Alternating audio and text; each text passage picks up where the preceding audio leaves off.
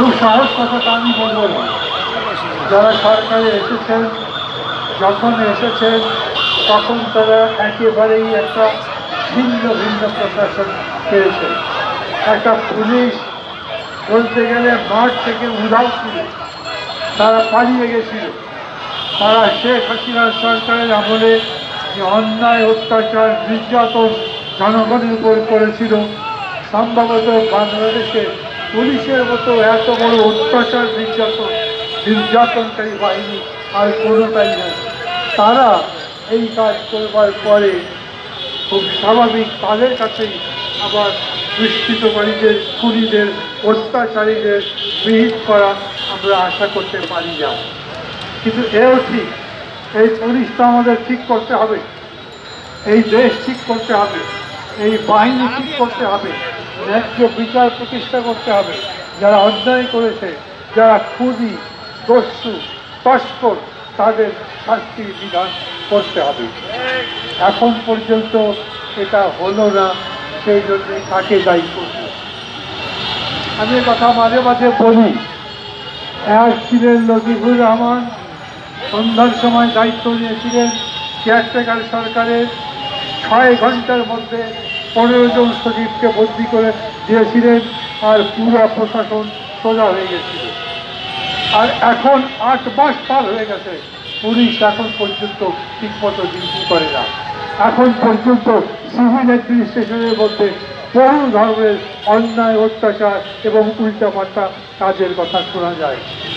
আমি মনে করি বর্তমান সরকার একটা অদ্ভুত ধরনের সরকার। 53 বছরের বাংলাদেশে এই প্রথম সবাই এই সরকারকে সমর্থন করছে।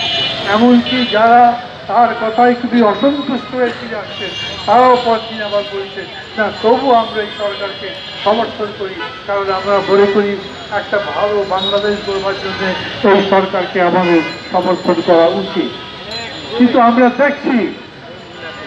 দেখছি এই সরকারের প্রধান পুলিশ বাহিনীর সাথে বসেছিলেন, বসবার পরে পুলিশ বাহিনী যে উন্নতি হয়েছে তা দেখি না।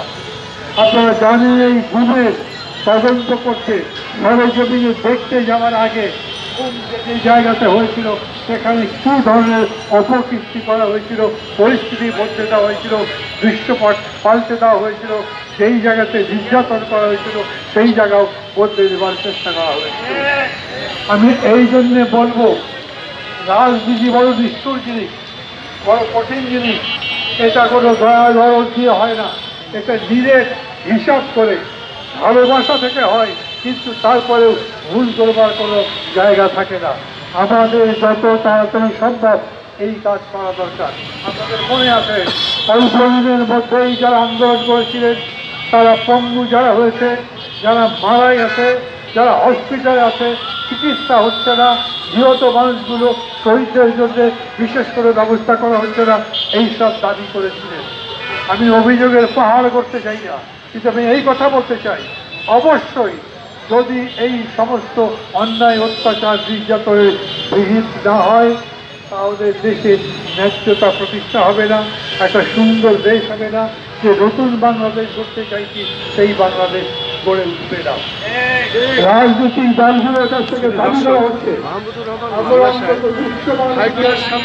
মায়ের ডাক আয়োজিত যারা গুম হয়েছে সেই সব স্বজনেরা, তাদের পরিবারের মা বাবারা, ভাই বোনেরা এসেছেন এখানে মানববন্ধন করছেন এবং মাহমুদুর রহমান বক্তব্য দিচ্ছেন। সে বলছে যে এই গুম যারা হয়েছে তাদের এই বিচার যদি না করা হয় তাহলে ন্যায্যতা হয় না, এবং এই অন্তর্বর্তী সরকারের প্রতি সকলের সমর্থন আছে, প্রত্যেকেই তার প্রতি আশাবাদী ন্যায় বিচার হবে। এই প্রত্যাশায় আজকে মাহমুদুর রহমান মান্নার সাহেব বক্তব্য দিচ্ছেন এবং আমি খন্দকার মাসুদুজ্জামান ধারাবাহিকভাবে আমি এটা প্রচার করে যাচ্ছি এবং আমি সকাল থেকে হাইকোর্টের সামনে এটা দেখতে পাচ্ছি এবং এটা আমি ধারণ করছি।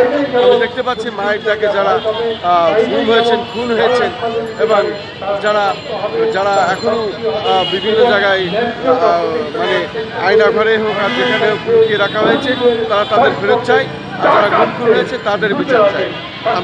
আমি সেরকমই দেখতে পাচ্ছি। আমি ব্যক্তিগতভাবে আমার একাত্মতা ঘোষণা করছি, আমার দল নাগরিক ঐক্যের পক্ষ থেকে একাত্মতা ঘোষণা করছি।